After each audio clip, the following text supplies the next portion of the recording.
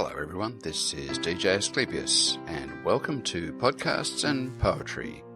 This is the part of our program where we shine the spotlight on the creative talent in our very own Shroud of the Avatar community. So just sit back and relax for some wonderful stories, poems and music.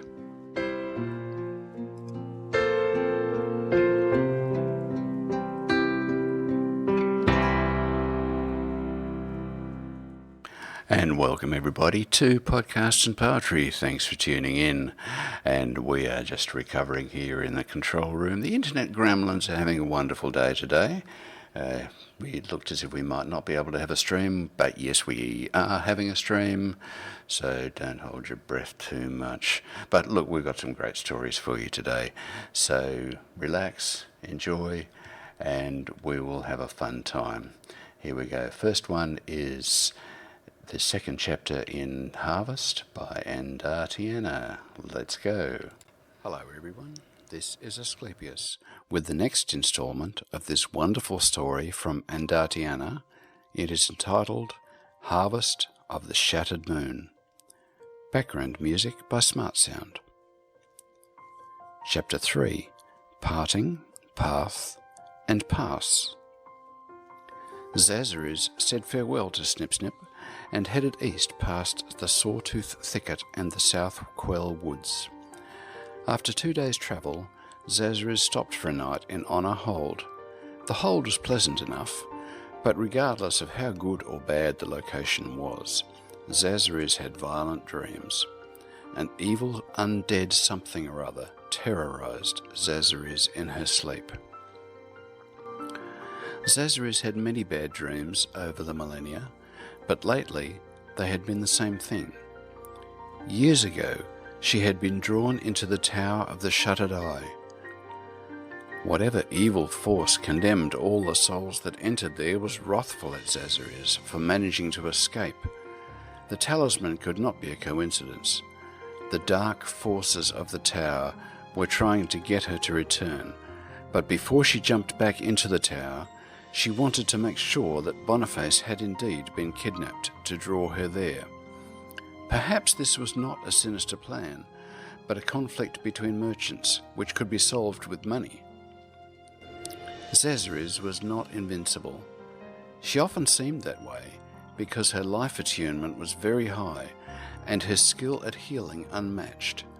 She had no great love of the art of damaging things, having patched up so many sick and injured patients over the years. She did, however, enjoy travelling and exploring. Being immortal had the benefit of allowing voyages endlessly. Zazaruz also had no lack of gold, which made her travels more enjoyable.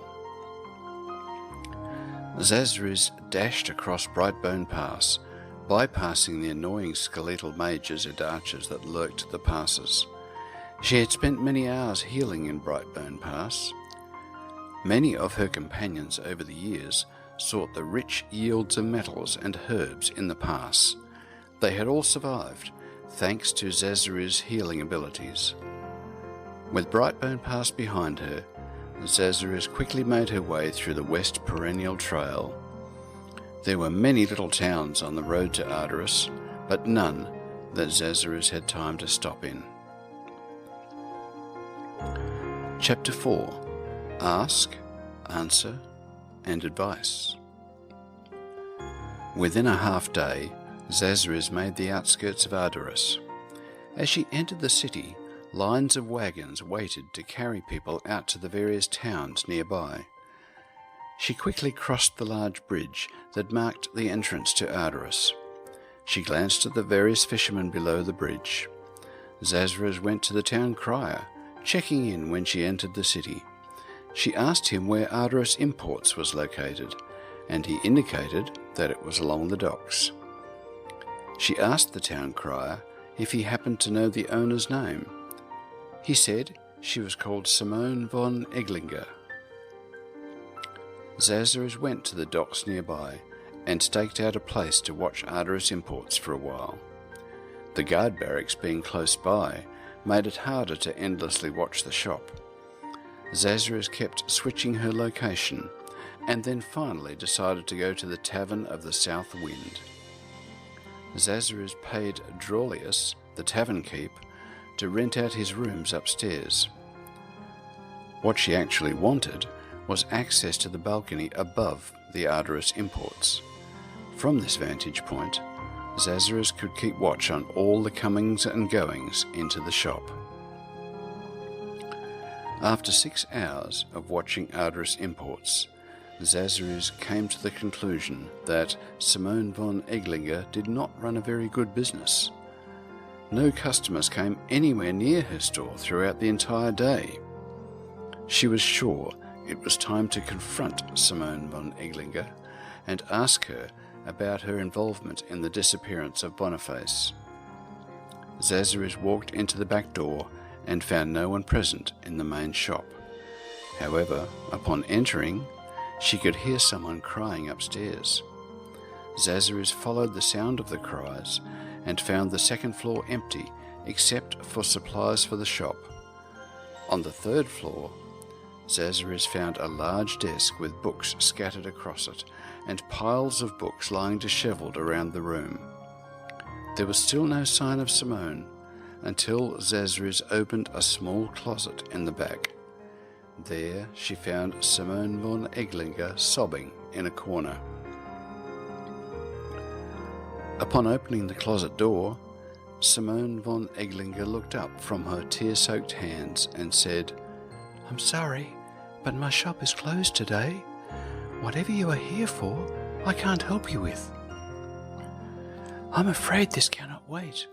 I found this talisman of the Tower of the Shuttered Eye left where my friend Boniface was last seen.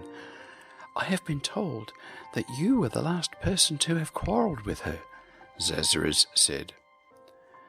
At this question, Simone von Eglinger burst out crying. Streams of tears poured down her face. "I am so sorry. I had no choice. The spirits from the Tower of the Shuttered Eye told me they would kill me if I did not give the talisman to Boniface," Simone von Eglinger said. "However did you get mixed up with the necromancers of the Tower of the Shuttered Eye?" Zazarus asked. "I went to the region to get better maps of what is there. You see, I am a cartographer, and new and exotic locations sell really well as maps. My store has not been doing well, so I thought I could make a quick profit by drawing the Tower of the Shuttered Eye. I was captured by skeletons upon entering the area. They took me inside, where a malevolent voice told me that if I wanted to live, I would have to take the talisman to Boniface in Exeter. During the harvest season, I was to make sure that a healer named Zazarus was in the locale. After I verified that you were the person present, I made a fabricated story about wanting to buy beer from Boniface. I paid for the beer with gold in a pouch. I hid the talisman in the pouch so that Boniface would receive it. She must not have seen it until later the next morning, as I still had the painful tattoo of a 3-headed snake in a circle on my shoulder," Simone von Eglinger said through continued sobs. "A tattoo, you say? Was the tattoo something like this?" Zazarus said, pulling a square piece of dried skin from a pouch on her side.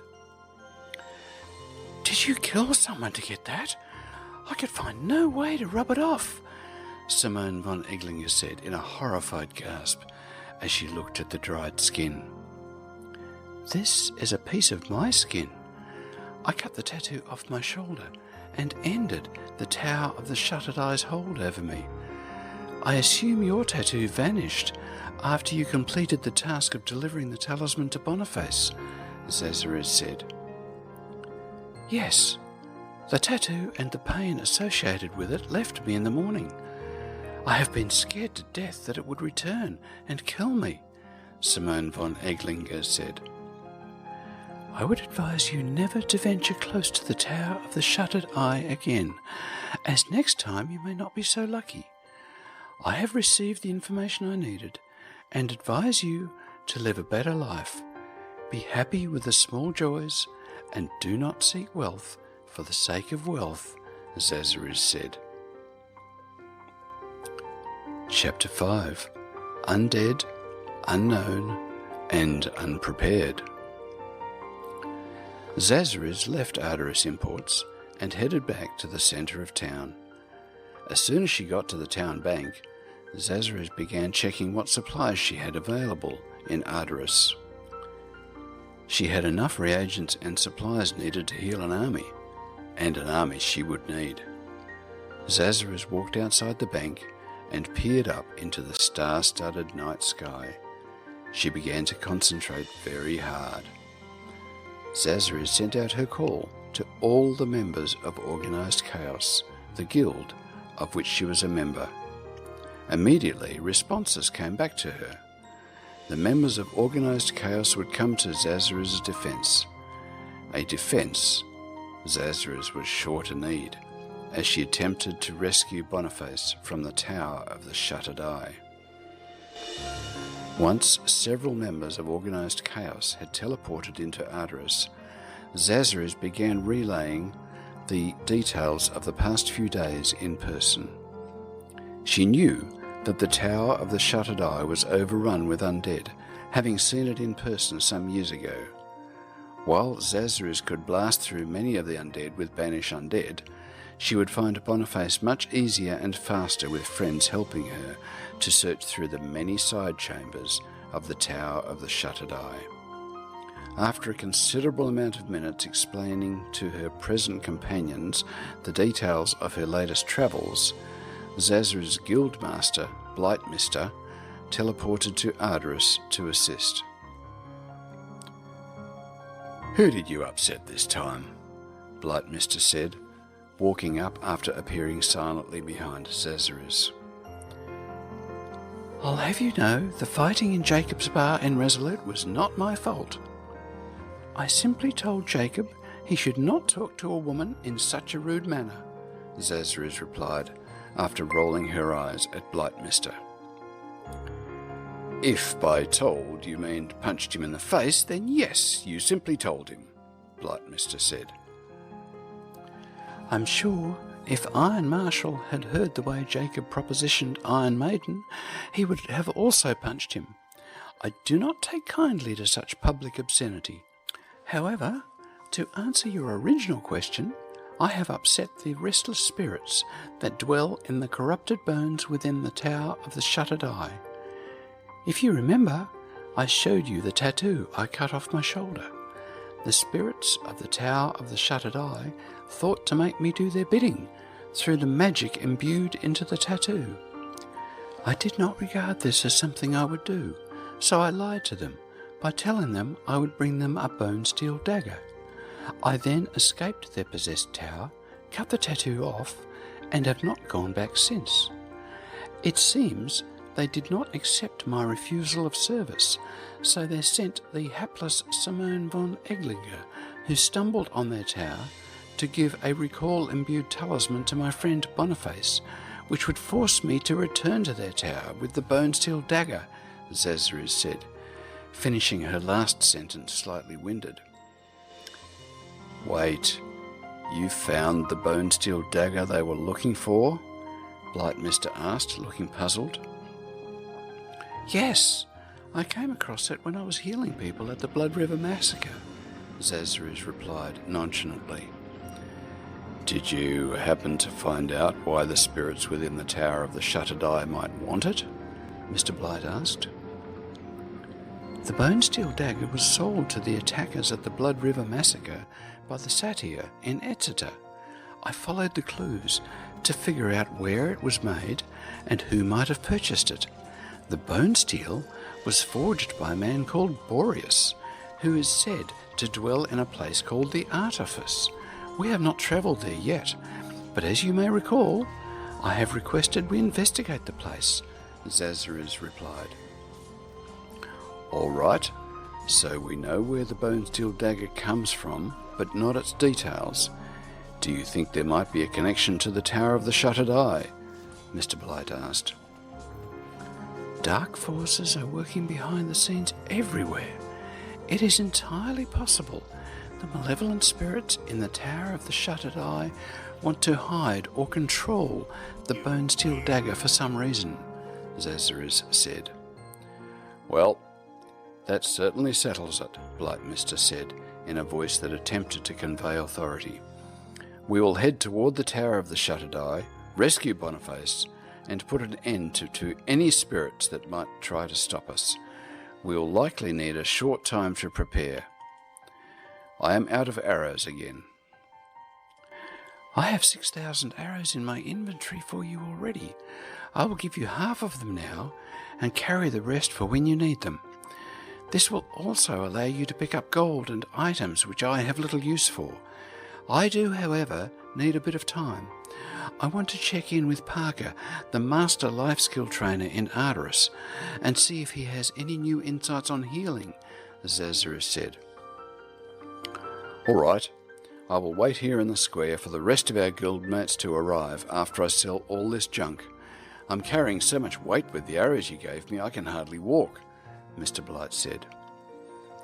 I'm sure someone will be along who can carry you to the vendor if needed, Zazarus said in jest, then turned around and headed to visit Parker. Yes, and I remember the Tower of the Shuttered Eye very, very sort of warmly. It was a tough thing to negotiate for a young player, and I'm sure people are still having fun with it. Okay, and hey, it looks as if we're up and running and everything's working perfectly, so that is so exciting. It's always terrifying when you're preparing to start anything, whether it be a broadcast, whether it be any kind of machinery, whether it be checking out your aircraft before a flight, and something seems to not work properly. That's always scary. But hey, we're in business, we are broadcasting, and we are broadcasting from the studio in Immortal City. If you'd like to drop in, we'd love to see you, and Land Dragonfire has some streamer bundles to give away. So, hey, love to see your company. Okay, a very short piece now by Royu. It's entitled Dark Day. Darkest of days, darkest of nights, by Royu. Dark is the night, dark is the day. This dark path leads far and away. Travel it I must, and fear it I must not. Whatever lurks will surely drop by my trusty axe embedded in its skull. Victory through valour, strength through courage. Sacrifice my virtues I will not, but my blood and my sweat I shall freely give. This day will be mine, you can have the night. By the end of the day, our triumphs they will shout, from the highest of steeples. Come ye, oh come ye from far and wide. Come see the champions of Britannia's pride. Fear not the dark of day or night, for the Avatar hath returned, bringing the light.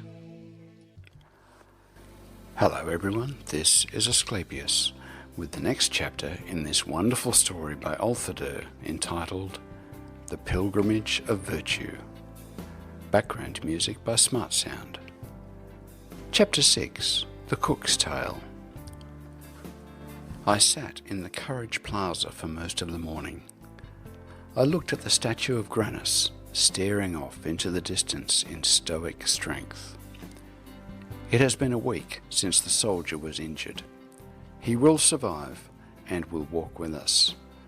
His arm is badly broken, shattered, they told us, but he demanded he be allowed to leave with us. Determination and courage. Where was the line between courage and foolishness? We sat in the tavern that afternoon with the soldier.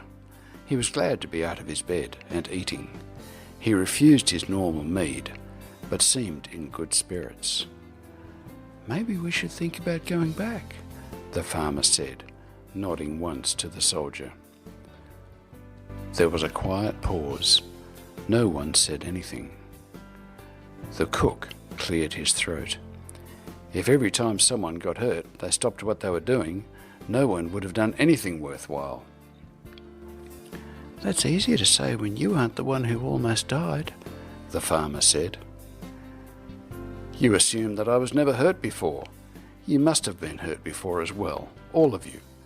And yet, here we are, like the soldier, continuing on." "Tell us more," the elder said, picking up his fork and eating once again.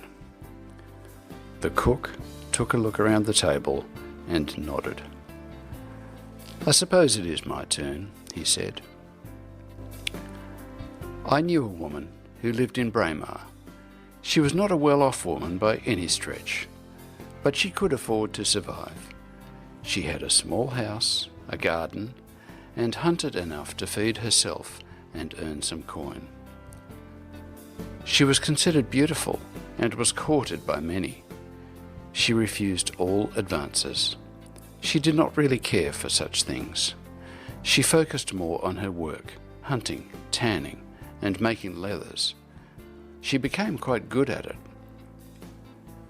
Hunters and artisans looked for her leathers and paid good coin for them. Others, who were more ambitious, asked her for her hand in marriage, hoping for both love and wealth. She denied the marriage, but took the coin.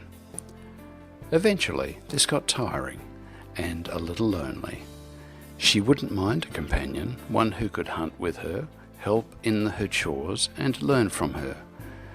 Maybe, and she was very reluctant and afraid to admit it, love her. She believed she found someone and reciprocated his affections. Many were surprised at this change in the lonely huntress, as they called her. She was excited and nervous. The relationship was good for both of them. She used her coin to build a larger house, and together they hunted, stretched, and tanned leathers. One fall, the lonely huntress found out she was pregnant. This was unexpected for both of them. The news meant that things would change. The man she fell in love with said things would be fine. She could care for the child, and he would hunt, tan, and sew. She said she could hunt, tan, and sew with child. She loves what she does, and will find a way to care for the child and continue her work. As time went on, the lonely huntress grew with child. She hunted as much as she could, but took many more breaks than she anticipated. When the child was born, she had to remain indoors for some time. Her child was beautiful and strong, but birth took a toll on the mother. She lived, being strong herself, and used a wrap she had made to carry her child into the wild to hunt with. The hunting never stopped, but it did change. The child did not yet know of stealth and patience. Soon, the huntress remained home to care for the child, while her partner did the work. This was temporary, she thought. When the child could learn, she would hunt again. She did the stretching and drying of the leathers as the child grew, but that too waned, as she had to spend more time caring and feeding the child. Again, she felt that this was temporary. Years went on, and things changed yet again, but not in the way the huntress wished. The child was sick often, causing her to spend more and more time tending to the child, as opposed to hunting and preparing skins. Soon, business began to falter. Stress overcame the family. The huntress needed coin to pay for the child's medicine, and she still yearned to hunt. Her partner was unable to hunt well enough to make the money she needed. She wished to go out and hunt more than anything. She knew she was a better hunter than her partner. She had been at home with the child for far too long, yes, but her skill could not be denied. Yet he did deny it. He demanded that he remain the hunter, He demanded she teach him the skills needed to keep the business and their life afloat. There was no way this could work. It would be easier to teach her partner to care for the child and hunt herself. On top of that, her partner did not have the skills she had. No amount of teaching or time would change that. There was only one thing she could do to ensure the survival of her child: sell the business, the tools, the workshop, the property, and the house. Use the coin to purchase a smaller dwelling, and the excess coin to care for the child. Her partner did not agree. He held on to the life they had before the child and refused to allow the business to be sold. "Without the business, I would be nothing," he said. The huntress replied, "I have not hunted in 3 years. The business and name I created are no longer mine. You do everything while I care for our child. My very identity has changed. No one calls me the lonely huntress any longer. They don't even call me a huntress. I am a mother. Our child needs us. Let the business go. You will not be nothing. You will be a father." Her partner did not agree. His work was his identity, and giving that up would not do. Over the course of the next year, the two fought, stopped talking, broke up, and the business was sold. Now, the lonely huntress was an out-of-work mother who had the business she started sold off. She had to give some of the money from the sale to her partner, which meant she did not have enough as she had planned for herself and the child. The next few years were difficult. The mother had purchased a small house, barely large enough for the two of them to live in. There was a small garden which she worked, and it provided them with enough food to stretch every coin they had. As the child grew older, she grew stronger.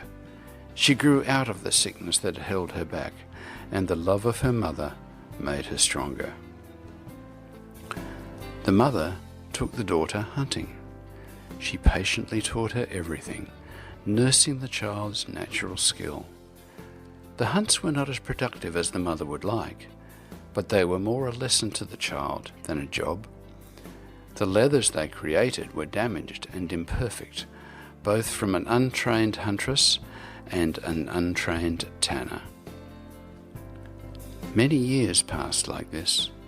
The daughter grew into a good huntress. Her kills yielded more and more usable skin, and her tanning gave high-quality leather. Soon, both mother and daughter were hunting, tanning, and sewing together. Through all this, the mother reflected. She lost a good deal of time and money to this child. She lost her identity, her business, and her love. She really did love her partner, contrary to the fact that he chose his own happiness and identity to theirs and their child. She very likely could have been famous and rich throughout the island if she continued to hunt for the last 15 years. Instead, she chose to care for her child, the child who survived childhood sickness and became a strong, independent woman. For many days, the mother wished she could just be herself and hunt, but the child interfered with that. It was frustrating, but necessary. Now, aged beyond her prime, she sat outside her house waiting for her daughter to return from a hunt, a cart filled with carefully chosen and compassionately killed game to be turned into food, tools, and leather. She was no longer the lonely huntress. She was a mother, the mother who gave her daughter everything so she could live and provide for herself. In exchange, the daughter became what the mother always wanted, a huntress.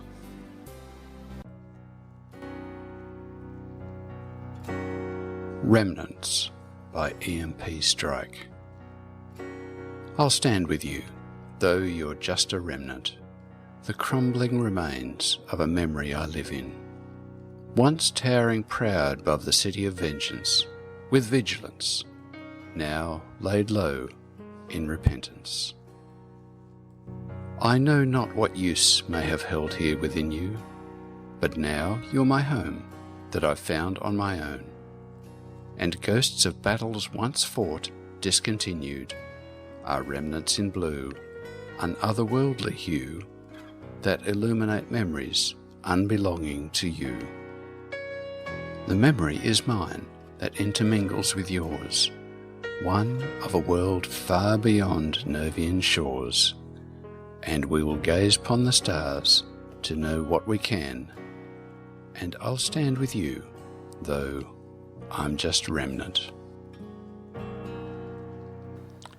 And next up we've got the final, I believe, The Rise of the Ravagers, Volume 6 by Lendrick. Hello everyone, this is Asclepius with another chapter in the thrilling story by Lendrick. It is entitled Rise of the Ravagers, Chapter 6. Background music, Vampires Hunt at Night by Smart Sound. Chapter 6, Book of the Ravagers. City of Brittany, 1 week ago. Again!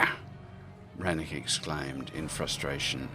You will keep doing this again and again if need be until you get it right. Slophania was exhausted. Every fibre in her being, down to the core, ached with a weariness that defied belief. All she wanted to do was collapse and perhaps sleep for a week. Again! Rannick spat. Slophania straightened from her crouching position and stretched. Rubbing her tired eyes, she took several deep breaths and a determined grunt before refocusing on the open tome. Rannick described the tome as an ancient text from well before the Cataclysm and was sought after by his following, the Obsidian Order cult. The cult dedicated itself to the preservation and resurrection of the Ravagers, a supreme, undead spectral force that had mastered dark chaos energy. Their goal was to be brought into this plane of existence and cover the whole world in their darkness. The Obsidian Order cult existed to see that it was brought to fruition. The book that thrust itself upon her those many weeks ago was the fabled Tomisa ex Aravagerian, or roughly translated by Rannick as the Book of the Ravagers. Refocusing her eyes on the incantation, Slophania started again. Later that night, finally rid of Rannick, Slophania collapsed on her inn's bed, so tired she could no longer stand. Her legs were cramping up and would not support her frail elven weight. Lying there on the bed, her thoughts were filled darkly of the book, the incantations and spell she was being forced to memorize. Even though she was as tired as she was, sleep would not come. Slophania had always had an affinity for the arcane arts and had always dreamed of learning what it was like to be an all-powerful sorceress.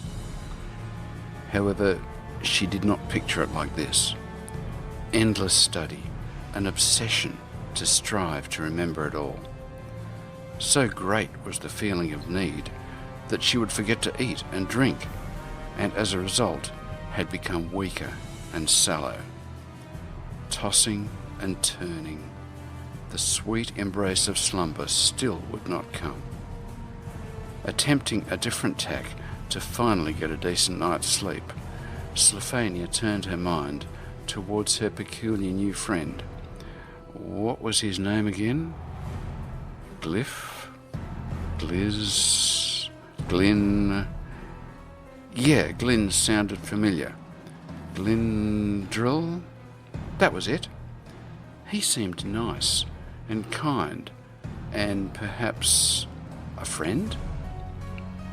Slophania couldn't remember too much past the falling in the cave and finding the book. The book. Always her mind comes back to the book. As nice as the feelings for this Glindrill were, Slophania pushed them aside. She did not have time for friends or family.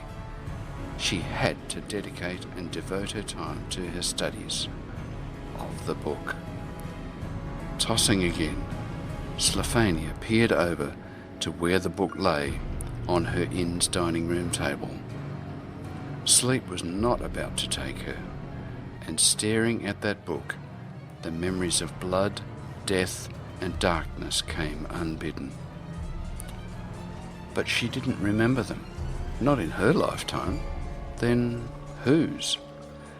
The book seemed to call to her, beckon her in within its runic pages, to learn and become strong and conquer.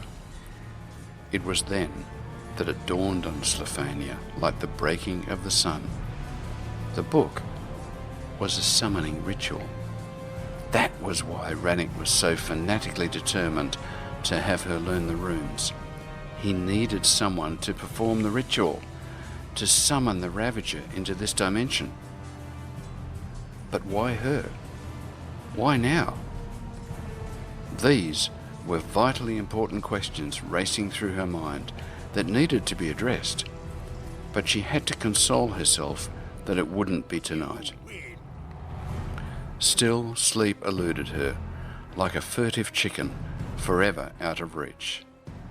So, Slophania thought, it all revolves around the book.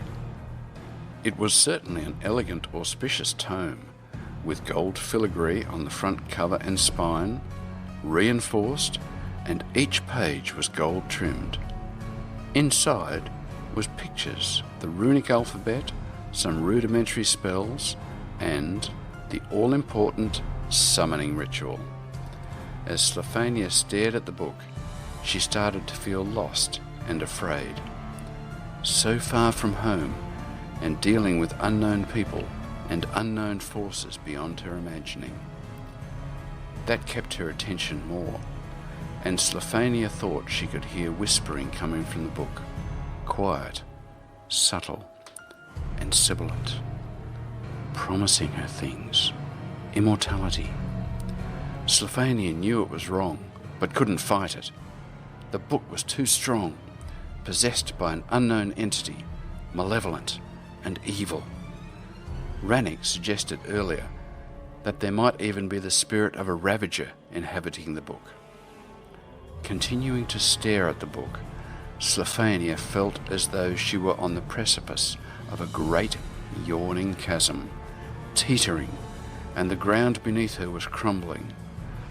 Looking back, she could see her friend, and it appeared as though he was in slow motion, mouth moving, no noise, silently screaming, reaching for her.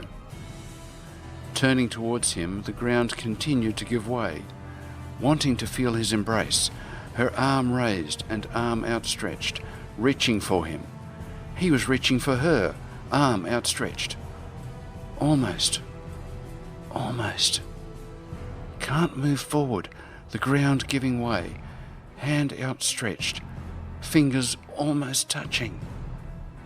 Almost. The ground collapsed. The distance between fingertips increased. Slophania fell, startled awake by a loud noise. What was that? A knock came to the room door, loud and insistent. Slophania slid off the bed and padded over to the door. Opening it, there stood Rannick, dressed in a midnight black robe. For a moment, Slophania gasped, taking him to be a Ravager itself. We leave on the morn. We are to make our way to the necropolis and gather some supplies. Slophania had a sinking suspicion that when he said supplies, he meant something else.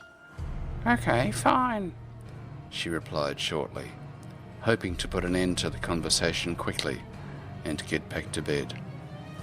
Without any further discussion, Rannick turned and was gone. Closing the door, Slophania returned to bed and sat on the edge, picking up the book and staring down at it in her lap. Curiosity got the better of her, and she opened it to a random page.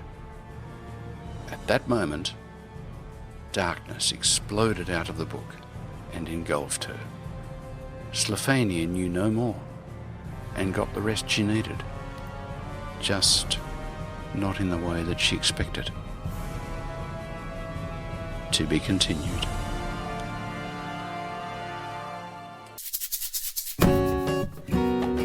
Are you looking for action, adventure, and epic loot? Avatar Relics can't really help you with the first two, but we have the third one in the bag. Use code AvatarsRadio at avatarrelics.com. You're listening to Podcasts and Poetry on Avatars Radio, Radio of the Avatars. You are tuned in to Avatars Radio, independent, chaotic community radio of the Avatars, broadcasting inside MMO games. This is a special thank you message for all your years of support, Avatars. We count on our Avatar patrons to keep our lights on and broadcasting all of your great music and dramatic audio works. If you choose to become a patron of Avatars Radio, that means you are a patron of the metaverse arts and a guardian of the airwaves. Congrats!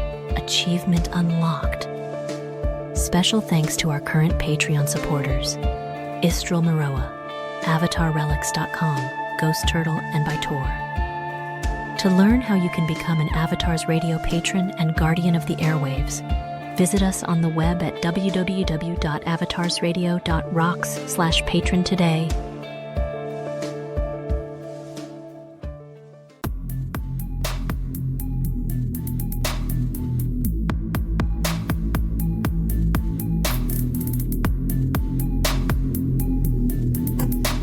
You are listening to Avatars Radio.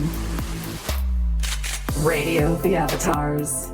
When our DJs aren't live, our content is 100% community created. If you are a musician or other audio artist and would like to have your work aired on Avatars Radio, contact us today.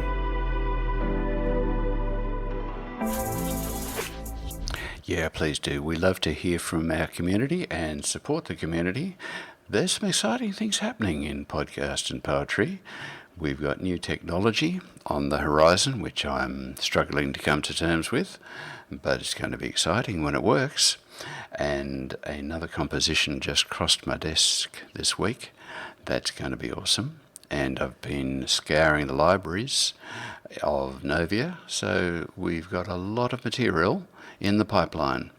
So keep listening and keep contributing, because we love to hear from you and we love to support the community.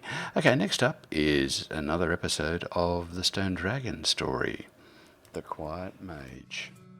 Part 2 of the Stone Dragon series, by Lily Bird. There is virtue in sacrifice for the greater good. There is no virtue in sacrifice without purpose. Tsuneo, Shogun of Ardoris. Chapter 1. A letter arrives. Late in the afternoon at the end of summer, I arrived at the bottom of this sheer pebbled cliff path, a little dusty and a little thirsty, after skipping down from the ancestral home of the Bird family. Perched above the lush coastal town of Jade Valley here on Elysium Island in the southwest of Novia, the Moon Tower Keep may be slightly crumbly and possibly still full of mice, even with cats in residence, but it has stood the test of many generations and would sturdily stand for many more generations. It had been there when the Jade Valley Moon Tower was completed on Moon Mountain centuries ago. I recall the sudden appearance of Aunt Morgana, Owain's sister, and the building of her keep up beside the tower. Her insistence that the Bird family would be caretakers of the tower would not be quelled, and so we all became caretakers and still are to this very day. Even Aunt Morgana, long-lived as she was, eventually succumbed to an untimely demise. Novia was not safe from incursion, and my aunt felt at one such event centuries before. I grunted. I had just realised that as I departed from the keep that morning and waved goodbye to Daisy, that I had returned the same wave from the parapet each time I left the keep over the generations, all the way back to her grandmother's grandmother's grandmother. And after all this time, I only just now looked old enough to be a grandmother for the 5th generation adult granddaughter of the woman who first took me in. Taking a moment to stare out to sea from the bottom of the mountain, my stride slowed. I had been here in Novia a long time, a very long time. Straightening up to stretch my spine, I ran my fingers through my tangled, blunt-cut silver hair and reminisced. I had arrived as a grown woman from an outlands that I barely remember. There is only a vague recollection of who I was before being swirled into a rip of space and time that deposited me here on the shores of Novia. There was no way to find out where I had come from, nor how to return to that unknown place. I was a stranger in this land, with nothing and no one to guide and protect me, as I learned where I was and that I could not return. Those were dark years. Enough of that, I scowled. Then, with a shake of my head to clear it of the despair that still lingered, "Just look at that sky!" And I spun in a circle, laughing joyfully at the sight of the crescent bay spread out before me. Thankfully, no one was near to see or hear me have this conversation with myself, as many of the local Novians were already suspicious of the woman who didn't die.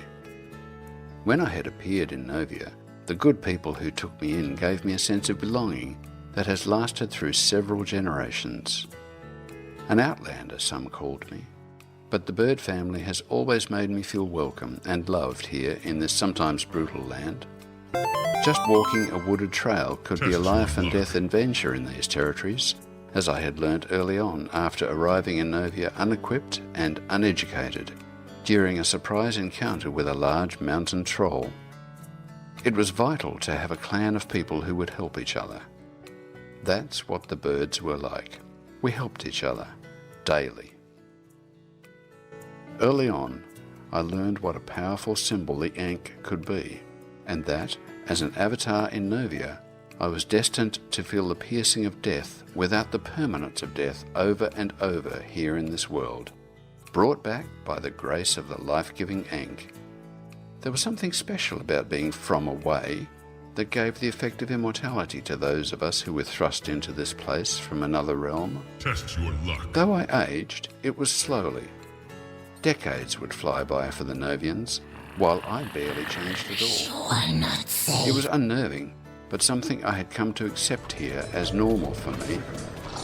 Centuries of Novian time have passed since I first arrived, and there has been much to learn, even as a not very enthusiastic learner.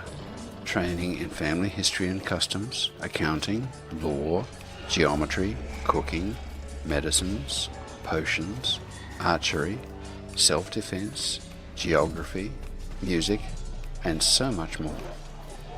I trained animals to be my companions and sewed armour for myself over and over, making stronger armour as I learned from experience just how to make a seam last, how to cobble a shoe, mend a stocking, how to aim a bow, and how to fletch an arrow properly.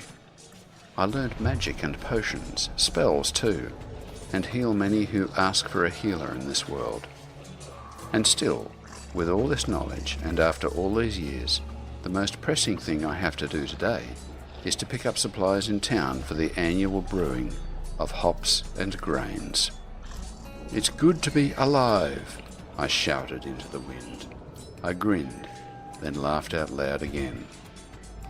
I could no longer see the family crest that I had helped to stitch, nor the crest of the guild that my family was part of, both flapping in the breeze from the ramparts of the stone keep. but I knew later that I would still be able to see at least the tower's tops from town. It was still a long walk from where I was all the way over the stone bridge and into the town proper. The banners would not be visible again until I returned up Moon Mountain, but I would be able to see a smoke signal, and if there was danger there would be a signal with lamps. That meant return immediately. 3 long, 3 short, and 3 long blips of light would alert me to a pirate attack or a dragon or anything exciting at all.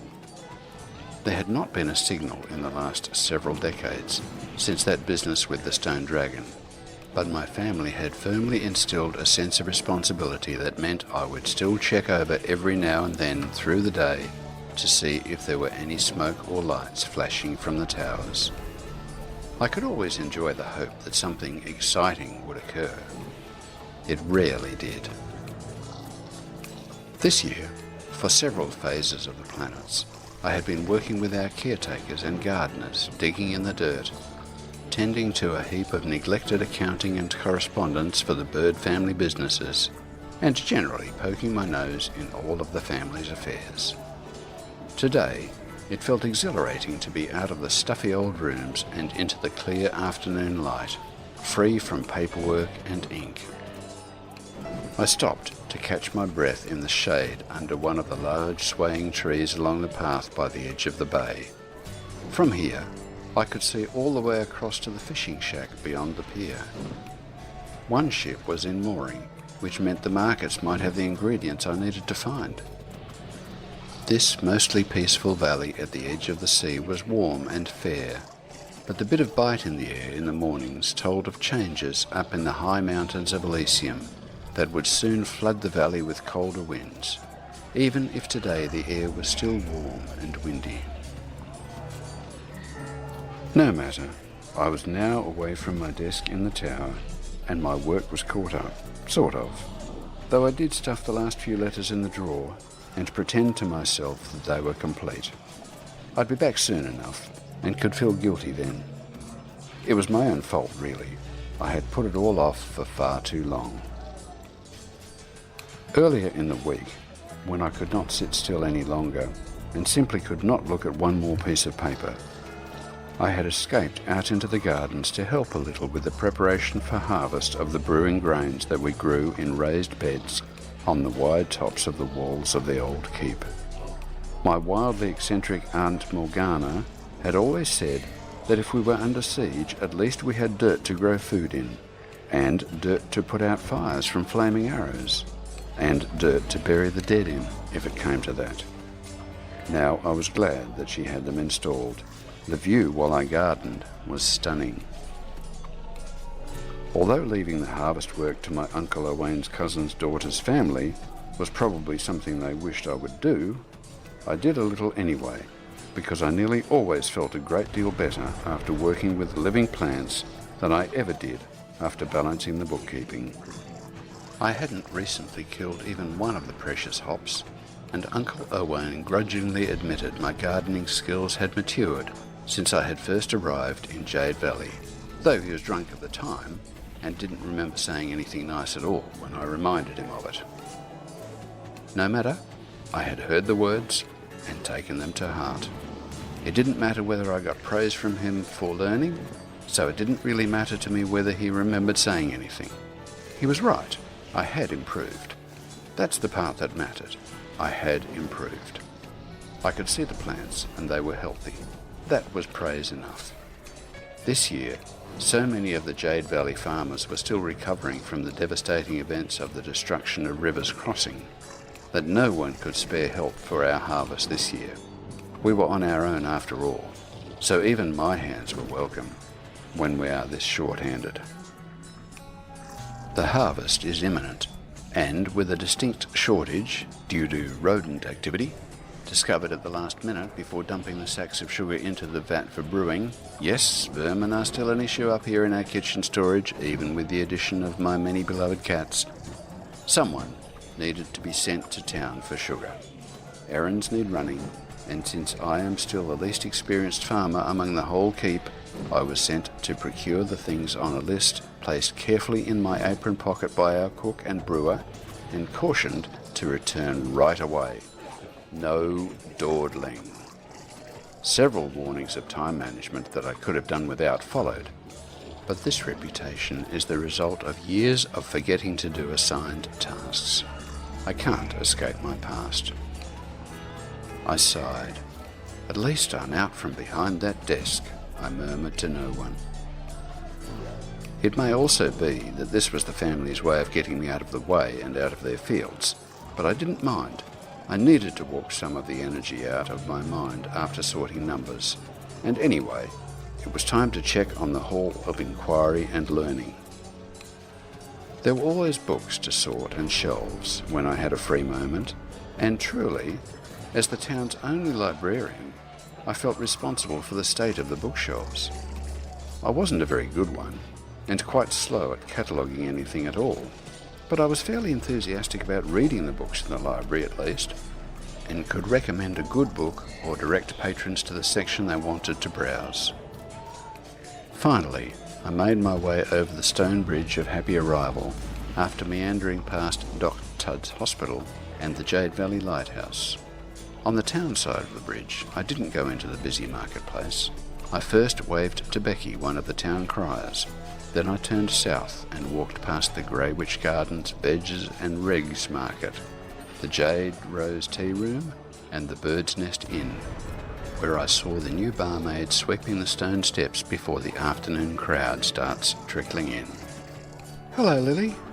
Her friendly greeting rang out as I passed by. Gathering up my skirts, I hurried my step past the Hall of Inquiry and Learning, mostly so I wasn't tempted to go inside before I gathered the needed supplies. I waved at my neighbour as he hurried by on his own business across the street. Then, like a sweet breeze through a cherry tree's blossoms, the sight of my little cobble cottage near the river greeted me. This view never seemed to disappoint, and of course, the scent of roses carried me the rest of the way home. I stepped up to the little white archway covered in small, flowered vines and a picket fence bordered with more flowers. Looking back north toward the market, I took a deep breath, enjoying the sensation of the clean, fresh breeze off the bay mixed with the cooking smells at the food vendors nearby and the sounds of commerce winding down for the day. Sometimes living near this centre of commerce and trade was too much for my senses, but today I grinned as the haggling and hammering sounds wafted towards me. Glancing at the ancient solid stone structure of the Hall of Inquiry and Learning next to my little cottage reminded me that there were errands to do here in town before I could make a cup of tea and put my feet up with a good book. Tending to books is the passion that keeps me sane while I listen to and write stories of adventures, those that locals tell me from their travels in the lands, and sometimes adventures I've lived through. I collect and catalogue the books written by other avatars as well, and spend many enjoyable hours reading those tales in the comfortable seating at the Hall Library. Books that I've written are far rarer, as I really am not as brave as many of the more experienced avatars, whose stories of courage, truth, and love I never tire of hearing. Wandering adventurers also leave their stories for me to keep in the library, or I collect them during my own travels. That little library collection has become my rock while I grapple with grief of losing those close to me. I had grown to love and respect my adopted family, and always enjoy watching them grow from sweet babies to old grumps, but each time their deaths are still profound. Setting up and running the library was the only interest I found I still had any stomach for, after most of my adopted family died in the raids on Port Phoenix long years past. Sorting and cataloguing books kept me alive while I grieved the loss of people whom I cared for deeply. Many of those days are lost to the swirls of my mind, but the result was that the bookcases had been built and the Hall of Inquiry and Learning had been set up. My sister Violet and I had escaped our family's fate only through a personal act of rebellion. The punishment for our rebellion was living, while they had died. Though grief and guilt are a painful journey, and one that each of us learns to cope with on our own, I had come to terms with the loss over time. The pain has dulled with time, but didn't disappear. I tried not to dwell on it today. It was when the entire bird family holdings were given over to the care of my sister Captain Violet and I, that I, Lily Bird, started to learn the history of the world I had been thrust into, and that I now found myself loath to leave. I felt I had let my family down with a variety of youthful indiscretions, so I now intended to learn to perform my family duties to the best of my ability, even if it was too little and too late. Only, I missed the adventures and indiscretions. I missed my parents and Aunt Morgana. Those thoughts led me to other friends who had gone missing. Dragasani, Kaelin, Joe, and all those others lost to the swirl of the Outlands. I missed people here in Novia too, Lucy and Torg and Featherbright and Phlebas. Lastly, most of all, I missed the quiet and thoughtful archer Zarina. She and I had become close friends while she tried to cope with some obsidian magic that had plagued our valley and the menace of an old mysterious book of magic. People tend to bond when facing large enemies of immeasurable strength with unknown odds of survival.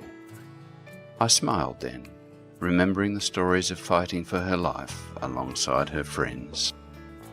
Even though it had been years since we lost the trail of the mysterious magic book, and I had not heard from any of my fellow adventurers for far too long, I still longed for something new and exciting. A large sigh escaped me then, and I crossed my arms in front of me. I knew telling stories of brewing, gardening, mushroom finding, or fruit growing didn't have the same appeal to the folk who might stop by to hear a local story or two at the library either. Storytime had become just me sitting among the books, reading bits from my favourites to myself. Living here in a farming and trade village really wasn't much of an adventure, but this was a good village to settle into if you want to watch the world go by. Most of the local library patrons enjoy enough of a thrill from reading about the world or hearing the stories I tell them about the goings-on in Novia, gleaned from travelling and listening. They were the farmers and fishers who found no sense in leaving their valley to travel anywhere. I respected their caution regarding travel, but did not share it to the same degree. I may not seek out spider-filled caverns on my own, but I travelled as often as I could, and I carried a bow and several poisoned arrows with me at all times, even here in Jade Valley.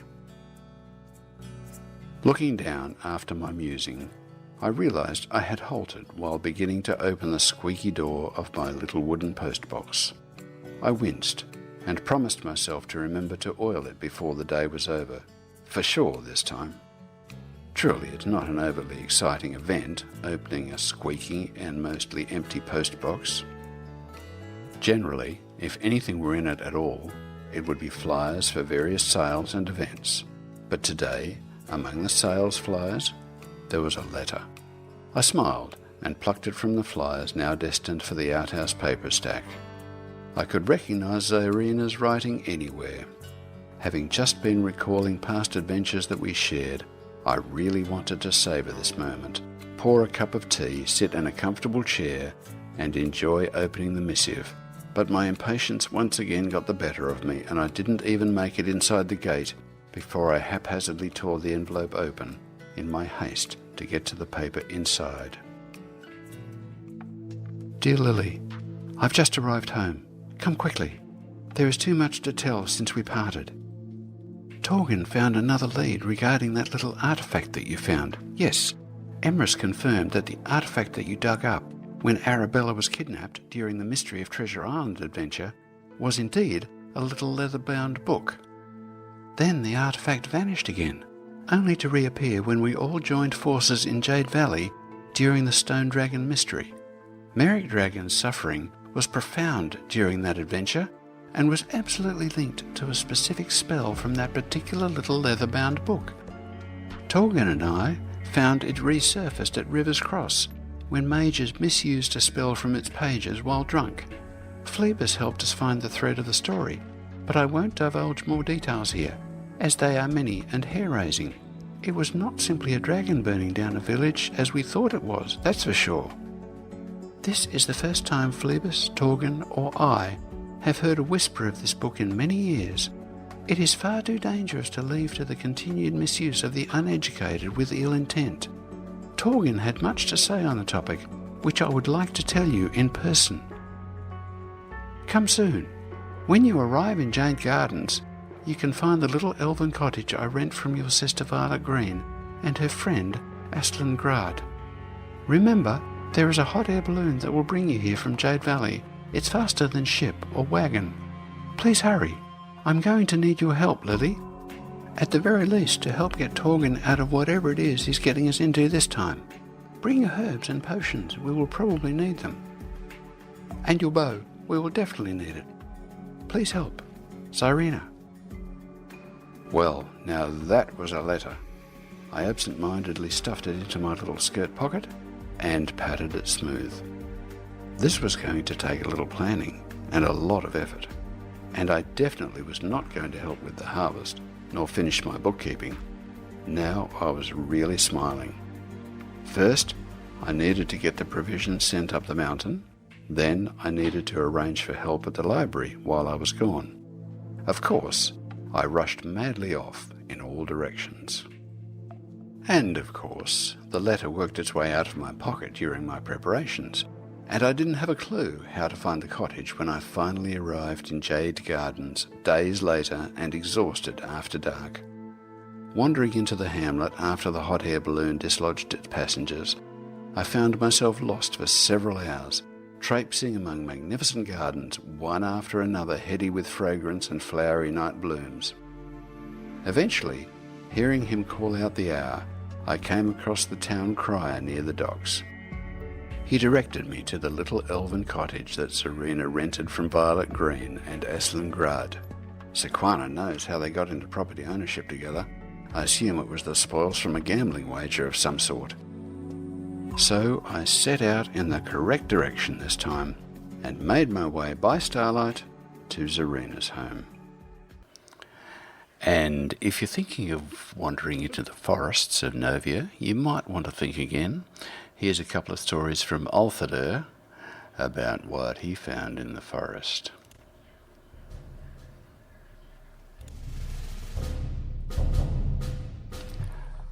Hello everyone, this is Asclepius with a wonderful story from Ulthadur.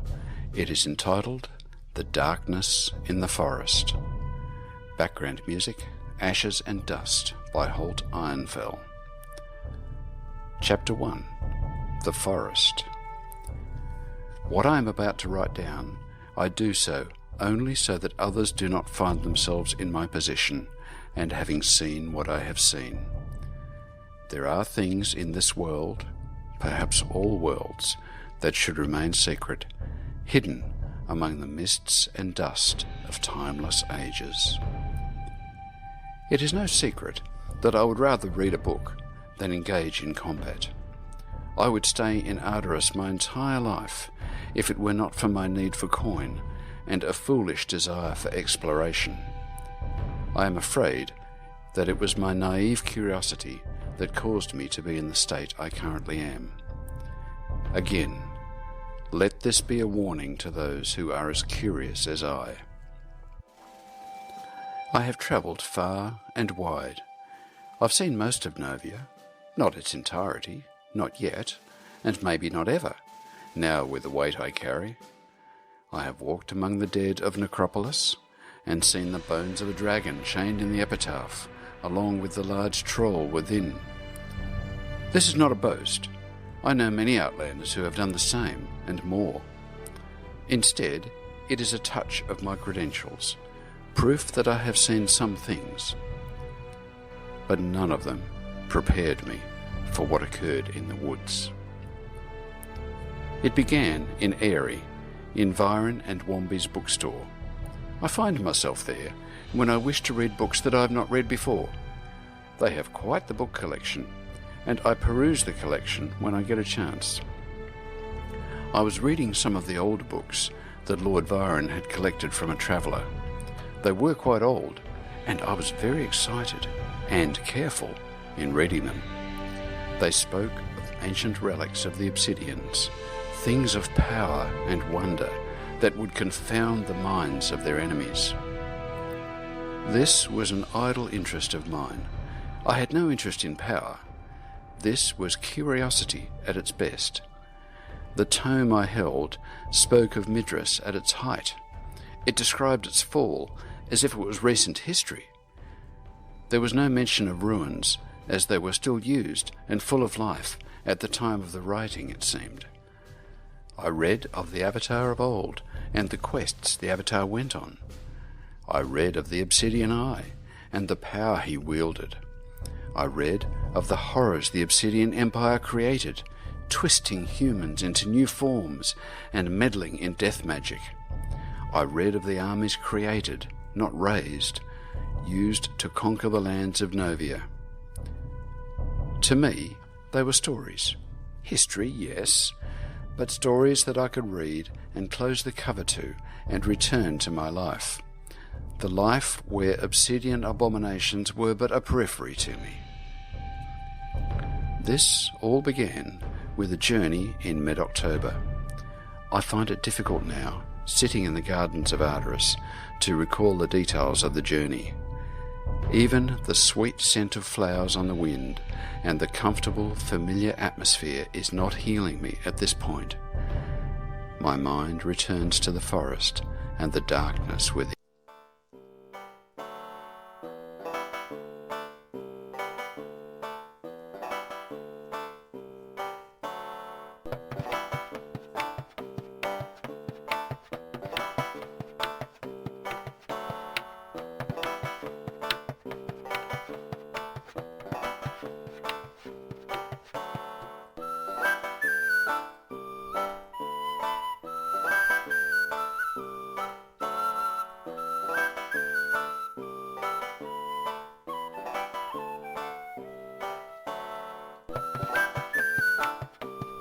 But my memory is not very clear of the locations, only the events.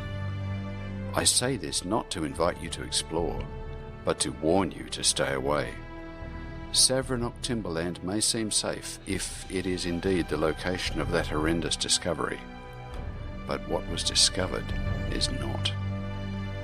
My friends were looking for treasure, rare resources to sell to crafters or to craft with themselves. I accompanied them as someone who cared only for a few pelts to tan and perhaps some meat to save me some coin. They allowed me to come, as I told good stories. The woods, which could be the South Majestic Forest perhaps, were kind to us at first. My companions gathered what they wished, and I gathered what I wished as well. We were pleased. I told them of my research, which contained some mysterious and powerful artifacts that the Obsidians had and used. They bantered and laughed, spoke of how they would use such tools to thwart their enemies and reclaim dangerous areas for Novians. I shook my head at them, and now I feel like screaming at them through time, demanding they refrain from such wishes. The time had pressed on, and the sun set. We continued to wander the forests, cutting down choice trees and collecting flora, hunting wildlife and telling ancient tales, both from our Earth and Novia. We were tracking a wolf that ran off when we heard kobold voices in a clearing ahead. My allies chose to investigate. They were not friends of kobolds. Some of my allies were miners, and they despised the kobolds nearly as much as they despised us. They wanted to sneak up on them and attack.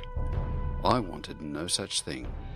I feel sympathy and compassion for kobolds, even more so after the events I am about to describe. I should have left. I should have turned away and hoped my companions would follow me, but I was foolishly curious. The kobolds were a small group that were digging in a clearing that they had seemingly made. There were a handful of them, enough that my group hesitated for an all-out attack. I wonder if the attack had happened and we emerged victorious, would things have ended differently? They were working in what looked like a hurried archaeological dig. There were tools strewn about and areas roped off to mark them suitable for digging or already dug in.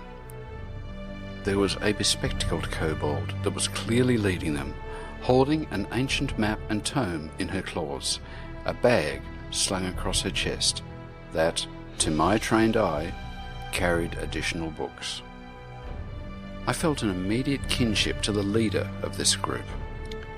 She was curious and had an adventurous streak in her. She had found something, tracking it to this location, and was bent on discovering it. My curiosity grew, and I wished I could go towards them and offer my help. I should have left, though. We all should have left. As much as I wanted to see what the fruits of their labour was going to be, my very bones called out to me to run away from this place. My allies felt it too, as one of them suggested, only to have their suggestion waved away with a nervous, uncertain laugh by our leader. This might be one of those trinkets Althadur spoke about, he said. He wanted to see what they would find too, but there was uncertainty in the bottom of his voice. The bespectacled kobold yelled to her workers to continue digging, then to dig faster, her broken and hissed English sounding extraordinarily odd in the night. She was anxious too. I wanted to leave. I looked up to the heavens and the shattered moon. The stars themselves screamed at me to leave the clearing. Leave my friends, leave everything if you must, but get out of there. I was just about to turn and flee when one of my companions said, "Althadur, go and talk to them."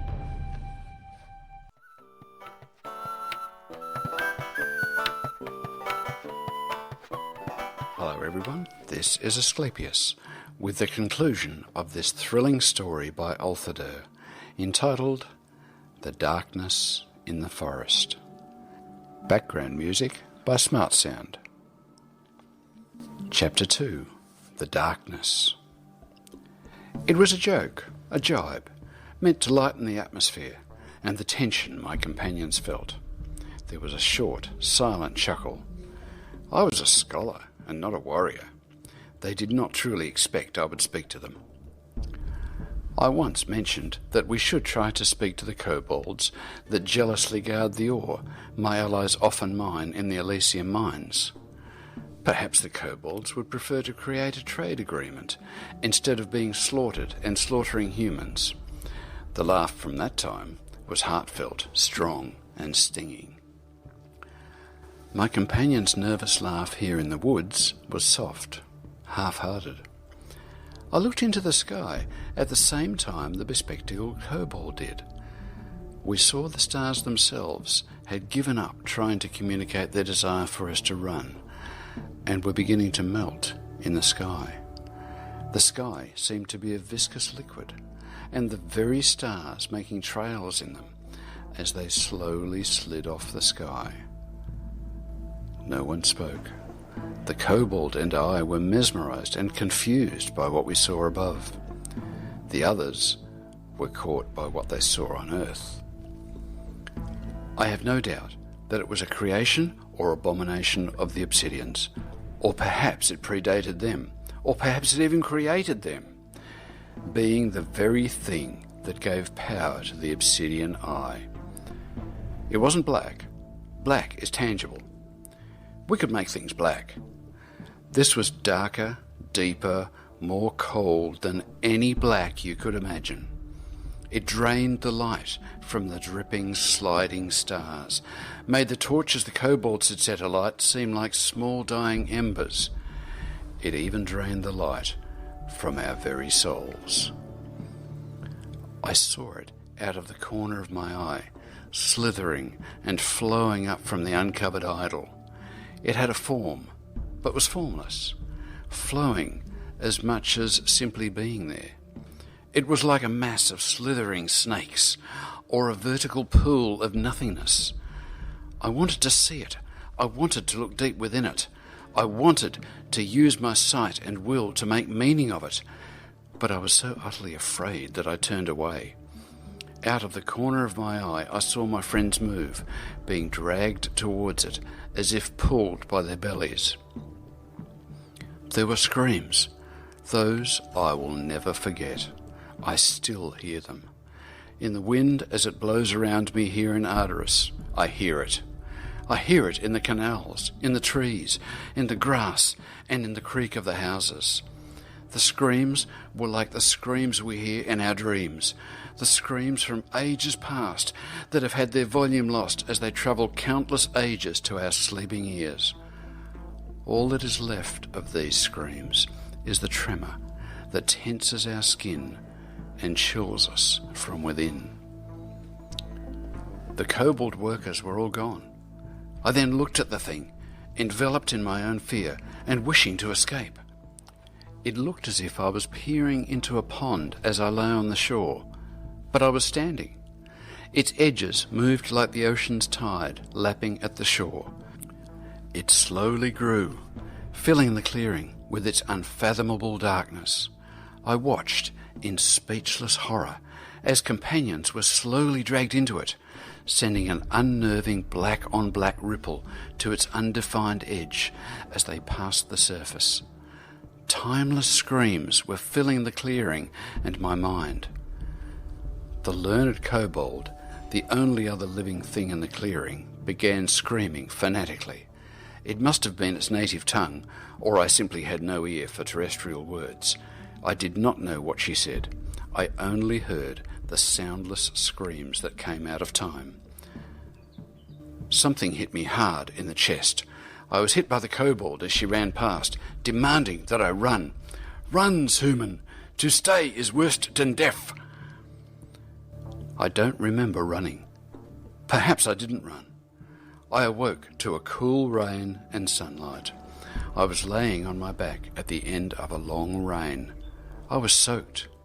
The final raindrops fell as I awoke, blinking as I watched the sun begin descending in the west. I sat up aching from laying on the ground for a long time. Days, I soon calculated.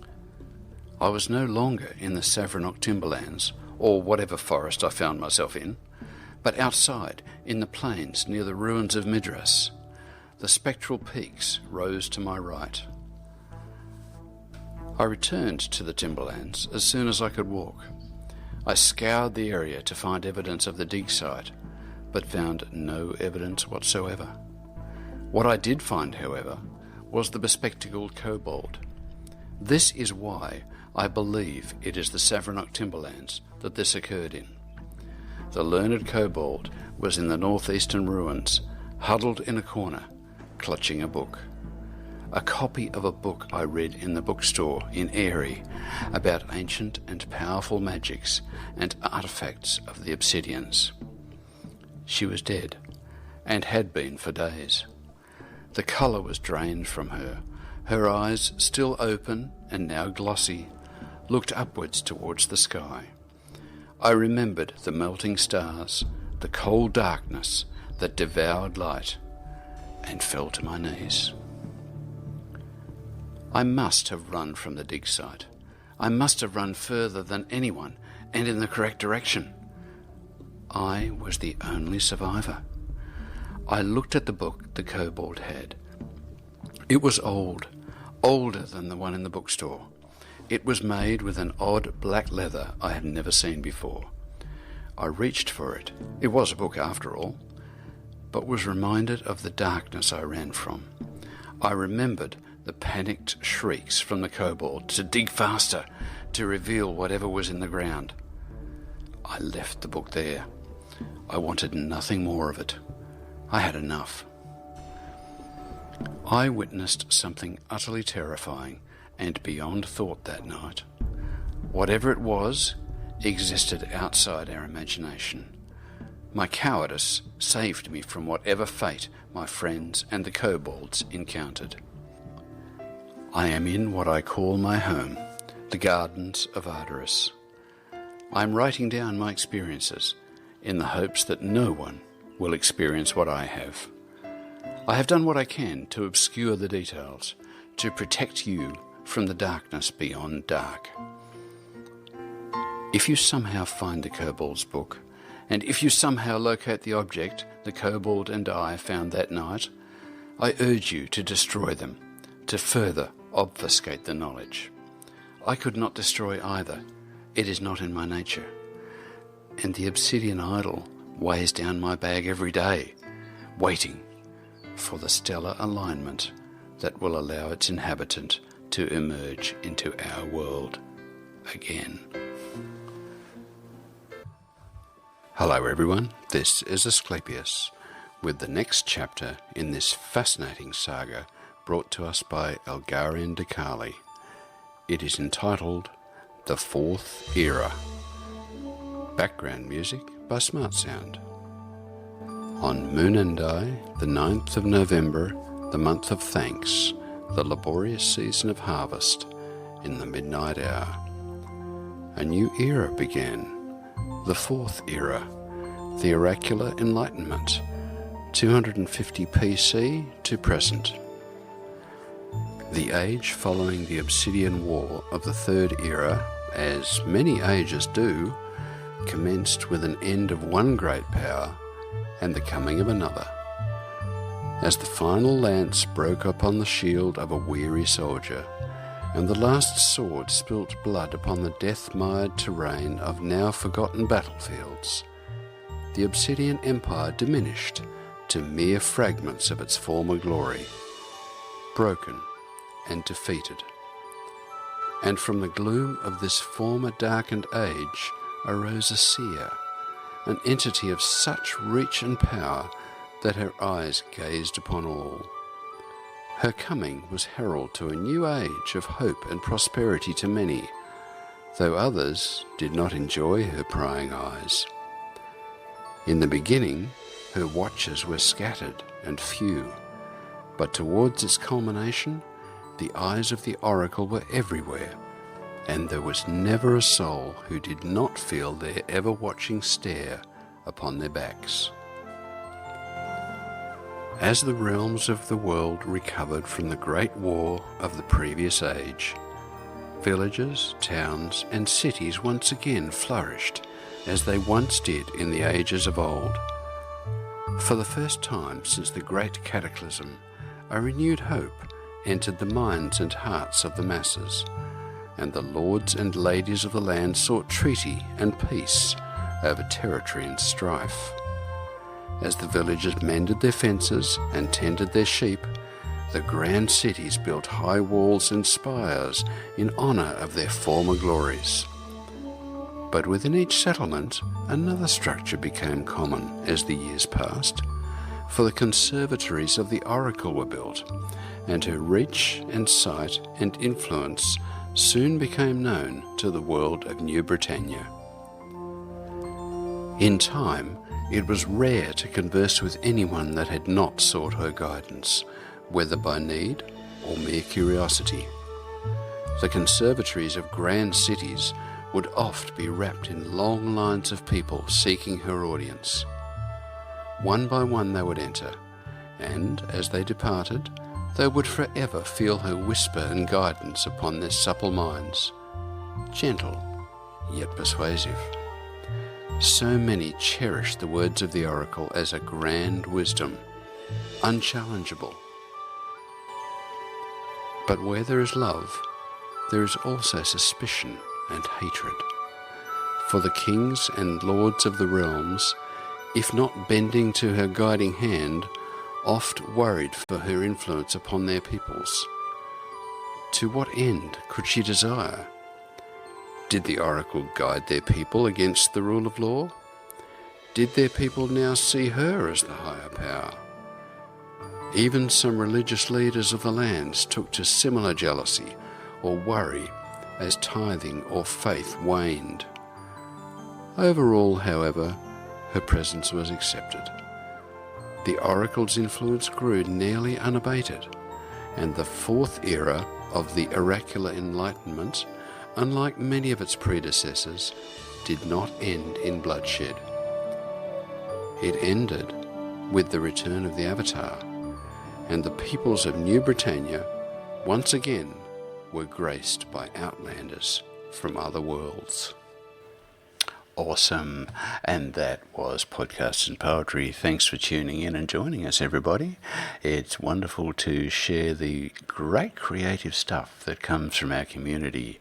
And just a reminder, this program is recorded. It'll be repeated on Avatars Radio Saturday at 8 a.m. and Sunday midday Pacific time. Okay, that is about a wrap. Time for me to say goodbye. Have a great week. And just as a special treat, listeners to the stream will be listening to the very latest news from Avatars Radio as soon as I get off the air. So look after yourselves, stay safe, and we'll catch you next time.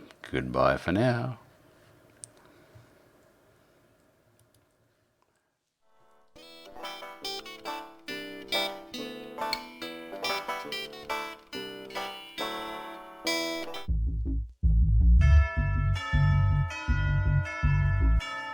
This is Avatars Radio, News on the Hour. Give us 10 minutes and we'll give you the metaverse. Today's news can be found on the web at avatarsradio.rocks/news on the hour. Good day, Avatars. I'm Asclepius reporting. In today's local news, this April, Haven Ridge is the spot for a big fishing event. Catch the most enormous lava and freshwater fish combined for the top prize, 1,000 kotos, 100,000 gold, a shadow horse, and a gold trophy. There are prizes for the biggest lava fish, the biggest freshwater fish, and even the smallest fish caught. Turn in your fish by in-game mail to Lebu Lionheart or at the main dock chest, where all trophies and prizes are displayed. Remember, it's freshwater all month, but you'll find lava pools near Kosh Summers Estates. There is only one winner per category, with no double dippers, Avatars. Good luck and happy fishing at Haven Ridge. Flair Minamoto is holding a fashion hunt where participants must collect sets of armour crafted by Flair Minamoto, Vivian Locke, Justin, Alioup and Temujin. Find and turn in complete sets to win. Pieces include farmer leggings, a band hat and shirt, and cloth boots and gloves. The first participant to collect all 6 sets wins, with runner-ups and special bounties for the first complete set submissions. Booby prizes for non-winners and participant trophies for all.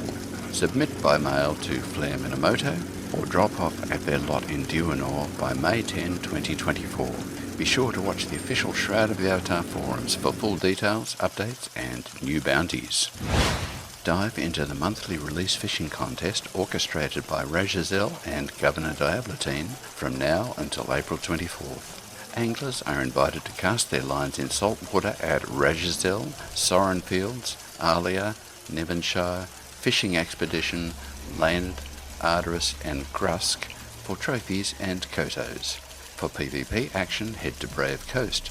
Tackle lava fishing at Rajazel, Soren Fields, Flair Minamoto's dungeon in Duanor, Leonard, Inselberg Wastes and Nevonshire. Catch the longest fish in these spots and mail your catch to Diablatine.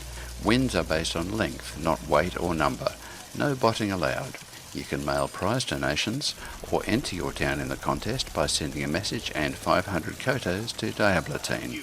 Towns must match the contest's water type for inclusion. Gear up for the next round, which will start on April 26 and feature fetid water.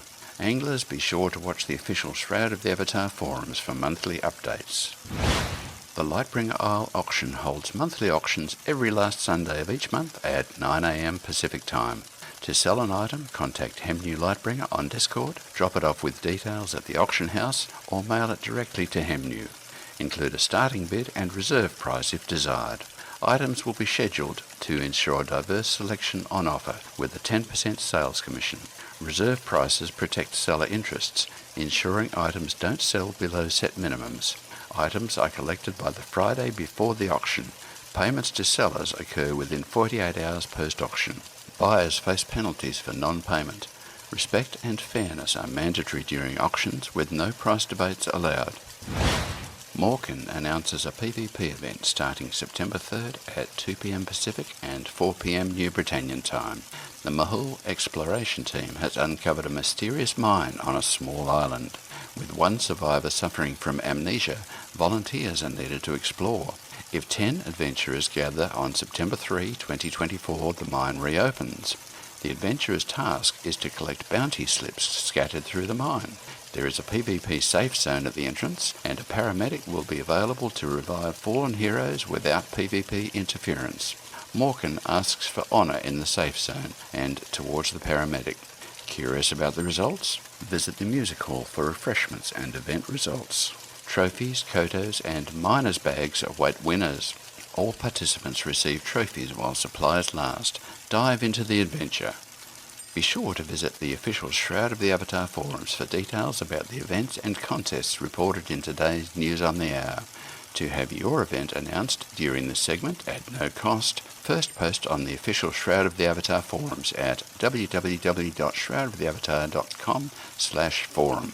Go next level by having an Avatars Radio host provide music and MC services, complete with television coverage of your next event on Twitch. Alternatively, for information about advertising and other ways to help independent community in-game radio keep the lights on, visit avatarsradio.rocks/patron. In today's multiverse news, the Frostpunk 2 beta by 11-Bit Studios is now live for those who pre-order the deluxe edition. The beta, offering 40% of the entire game's content, introduces the Utopia Builder preview, new maps and factions.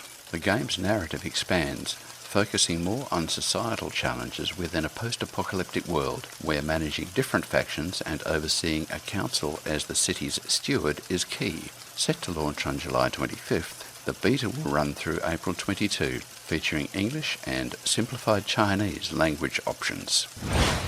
Mike Ybarra, former president of gaming giant Blizzard Entertainment, suggests adding a tipping feature to video games to reward developers for exceptional work. Ybarra believes this would allow players to show extra appreciation for games that exceed their expectations. Critics, however, argue that this could lead to a reliance on tips instead of ensuring developers receive fair wages. They worry it could shift the financial burden from companies to consumers, potentially leading to a situation where player contributions subsidise developer salaries. This would funnel even more profits into shareholders' pockets instead of the developers doing all the work, not to mention that tipping has roots in US slavery, making Ibarra's post seem tone-deaf to many who commented. Amazon's TV series Fallout, inspired by Bethesda Game Studios' post-apocalyptic RPGs, has sparked renewed interest in Fallout games, such as Fallout 4, Fallout 76, and Fallout New Vegas. According to SteamDB, player numbers have surged following the show's release. The series includes a storyline about the sinister Vault Tech Corporation using vault dwellers for experiments, a key theme from the games. An Easter egg in the show hints at a significant future date, possibly relating to a Fallout 3 remaster. The show follows survivors from luxurious Fallout shelters adapting to a brutal new world 2 centuries after an apocalypse. In more Fallout news, the release of the Fallout London mod has been delayed indefinitely due to an upcoming next-gen update for Fallout 4, scheduled for April 25. This update could potentially break the mod, which relies on the Fallout 4 script extender. The Fallout London team, led by Dean Carter, has expressed concerns as the update comes just 2 days after the mod's intended release date. Fallout London, a DLC-sized mod set in a post-apocalyptic London, explores pre-war European history and includes many characters and stories. The team waits for necessary compatibility fixes before announcing a new release date. The Steam FPS Fest is currently running until April 22, featuring significant discounts on first-person shooters. This sale includes popular titles like RoboCop, Rogue City, Far Cry 2, Metro 2033, and the Fallout series. Fans of the Fallout miniseries on Amazon can find games like Fallout 4 or Fallout New Vegas at reduced prices, with Fallout 4 Game of the Year edition discounted to $9.99. Other notable deals include Black Mesa for $3.99, System Shock for $17.99, and Warhammer 40,000 Darktide for $23.99. New demos for upcoming games will also be available during the event, along with hundreds more popular titles. Don't forget to claim your free Point Store items. This weekend's PC game releases are 11F, Barnacles, Beers and Brawls, Biogun, Chasm Crawl, Emulated Ops Runner, Further, Gensokyo Odyssey, Harold Halibut, Life Eater, Mojito the Cat, Monster Bullets, Monsters and Sprites, Multiplayer Spiders, Pet Shop Simulator Prologue, Police on Duty 2, Solar Survivors, The Twisting Trail of Clues, The World of Gangs, Twizzle Puzzle, Rodents, Unnamed Project.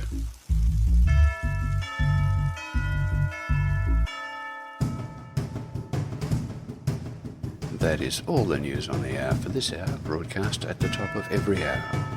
If you've missed the top of the hour, just head over to avatarsradio.rocks/news on the hour to listen to today's and past News on the Hour reports. Listeners can also discuss the news in each report's comments section. Avatars and developers can submit local news and event announcements for broadcast at the Event Coverage Service Desk on Discord. You are tuned in to Avatars Radio, independent community radio of the Avatars, broadcasting inside MMO games, on the web, simulcasting DJ-hosted live shows and player and developer in-game events live on TV at twitch.tv/avatarsradiorocks.